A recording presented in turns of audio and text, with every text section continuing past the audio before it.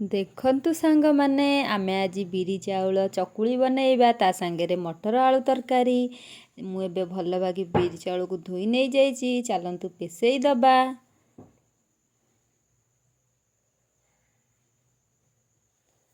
ଦେଖନ୍ତୁ, ମୁଁ ଏଠି ଭଲ ଭାବରେ ପେଷେଇ ନେଇଯାଇଛି। ଏବେ ଆମେ ଅଲଗା ଜାଗାକୁ କାଢ଼ି ନେବା।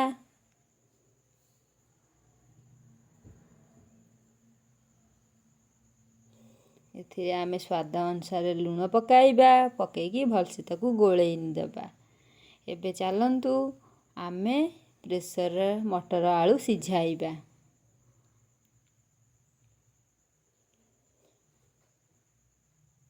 ଏବେ ଚାଲନ୍ତୁ ଆମେ ମସଲା ପ୍ରସ୍ତୁତ କରିବା।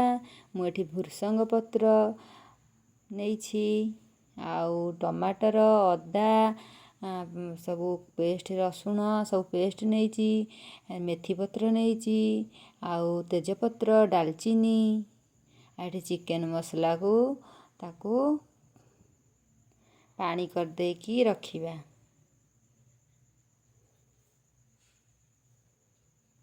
ଏଭରେଷ୍ଟର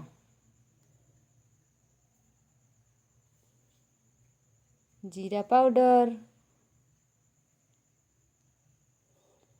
ମୁଁ ଏଠି ମାପିକି ନେଇଛି, ଆପଣମାନେ ଏମିତି ଚାମଚରେ ମାପିକି ନେଇଯିବେ। ତାକୁ ପାଣି ଟିକେ ଗୋଳେଇ ଦେବେ। ଲୁଣ,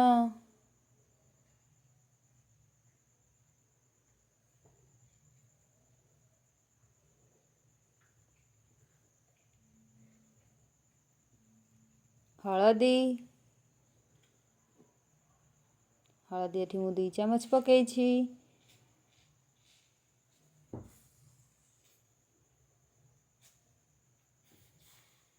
ଏଥିରେ ଟିକେ ପାଣି ଦେଇକି ତାକୁ ଗୋଟେ ବ୍ୟାଟର ପ୍ରସ୍ତୁତ କରିଦେବା।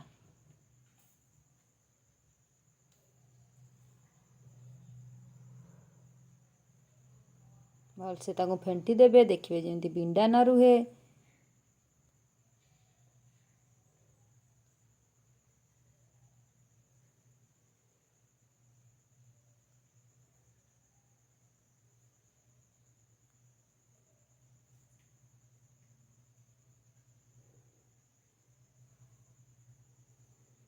ଏଥିରେ ଆମେ ମସଲା ପ୍ରସ୍ତୁତ କରିବା। ଟମାଟର, ଅଦା, ଶୁଖିଲା ଲଙ୍କା 2ଟା ନେଇଛି। ଆପଣ ରାଗ ଅନୁସାରେ ଯେତିକି ଖାଇବେ ରାଗ ସେତିକି ନେଇପାରିବେ। ଏଥିରେ ପାଣି ଦେବା। ପାଣି ଦେଇକି ଆକୁ ପେଷାଇ ଦେବା।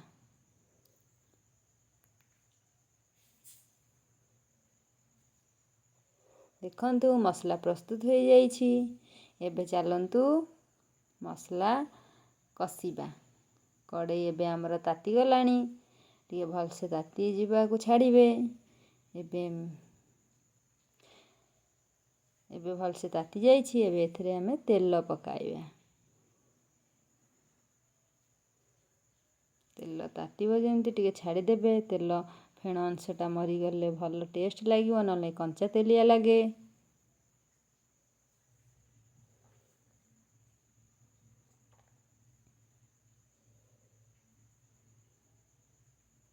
ଏଥିରେ ଆମେ ଡାଲଚିନି କିଛି ପକେଇବା। ତାପରେ ଆମେ ଧୋଇକି ତେଜପତ୍ର ପକାଇବା। ଭୃସଙ୍ଗ ପତ୍ର ପକାଇବା।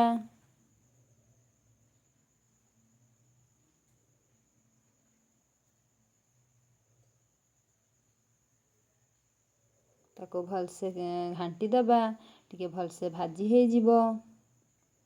ଟିକେ ଭଲସେ ଭାଜି ହେଲେ ତା ଫ୍ଲେଭରଟା ଆସିବ। ଏଠି ମୁଁ ନେଇଛି ମେଥି ପତ୍ର, ତାକୁ ପକାଇଦେବା।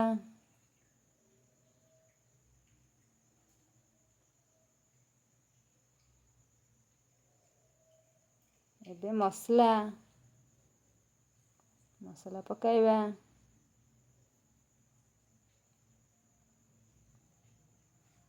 ଗୋଟେ ଭଲକି ଘାଣ୍ଟି ଦେବା, ଯେମିତି ପୁରା ସବୁ ମିଶିଯିବ। ଭଲ ଭାବେ ଯେମିତି କଷି ହେଇଯିବ। ମସଲା କଷି ନହେଲେ ଭଲ ଭାବେ ତା ଗନ୍ଧଟା ଆସେ, ଭଲ ଲାଗେନି, ଟେଷ୍ଟ ଲାଗେନି ଖାଇବା ପାଇଁ। ସେଥିଲାଗି ଭଲସେ କଷି ହେବା ଦରକାର। ଏବେ ଆମେ ତାକୁ ଟିକେ ଢାଙ୍କି ଦେବା, ଟିକେ ସିଝିଯିବ।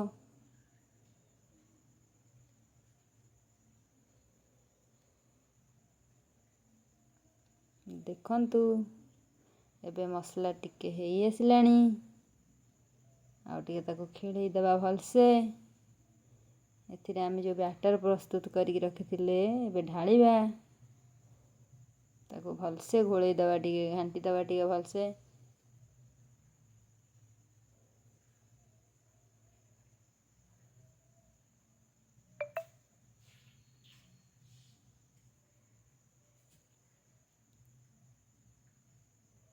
ଏବେ ସେଥିରେ ଆଉ ଟିକେ ପାଣି ଦେଇଦେବା, ତାକୁ ପୁଣି ଥରେ ଘାଣ୍ଟି ଦେବା।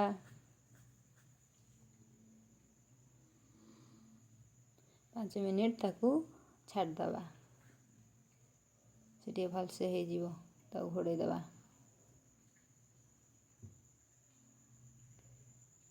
ଗ୍ୟାସ୍କୁ ଲୋ କରିଦେବା। ଦେଖନ୍ତୁ ଆମର ଏବେ ମଟର ତରକାରୀ ରେଡ଼ି ହେଇଯାଇଛି। ମଟର ପକେଇକି ମୁଁ ମଟର ତରକାରୀ ଏବେ ବନେଇ ଦେଇଛି। ରେଡ଼ି ହେଇଯାଇଛି ମଟର ତରକାରୀ।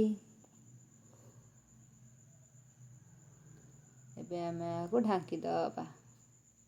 ଚାଲନ୍ତୁ ଏବେ ପିଠା ବନେଇବା, ଚକୁଳି ପିଠା। ଆପଣ ତ ପତଳା ପତଳା ଚକୁଳି ଖାଇଥିବେ, ସମସ୍ତେ ତା ଟେଷ୍ଟ ଜାଣିଥିବେ, କେତେ ବଢ଼ିଆ ଲାଗେ ଚକୁଳି ପିଠା ମଟର ତରକାରୀ। ଚାଲନ୍ତୁ ବନାଇବା ପୁରା ମଡ଼ମଡ଼ିଆ ଚକୁଳି ପିଠା। ଦେଖନ୍ତୁ କମ୍ ତେଲ ଦେଇକି ତାୱାରେ ଆଗେ ଯେଉଁ ବୁଲେଇ ଦେବେ ଭଲସେ ପୁରା ତାୱାଟା, ତାପରେ ପିଠଉ ଦେବେ। ମୁଁ ଦେଖ ଦେଇଛି। ଏବେ ଆମର ଭଲସେ ଦେଖ ହେଇ ଆସିଲାଣି। ତେଲ ଦେବା, ସେଥିରେ ତେଲ ଚାରିକର ଟିକେ ବୁଲେଇ ଦେଲେ ଭଲ ଲାଗେ ଖାଇବାକୁ, କ୍ରିସ୍ପି ଲାଗେ।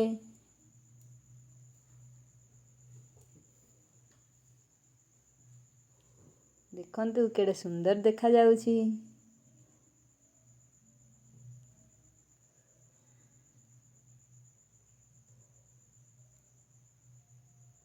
ଏବେ ଆକୁ ନଉଟେଇ ଦେବା। ଦେଖନ୍ତୁ କେଡ଼େ ସୁନ୍ଦର ହେଇଗଲାଣି, କଲର୍ ବି ବଢ଼ିଆ ଆସିଛି।